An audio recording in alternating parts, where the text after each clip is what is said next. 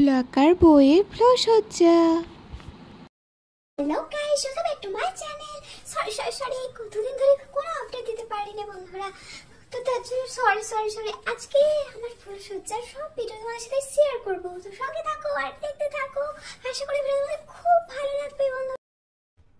আরে কি মিষ্টি, তুমি এখানে বসে বসে ফোন নিয়ে কি করছো? আজ না আমাদের ফুলসজ্জা।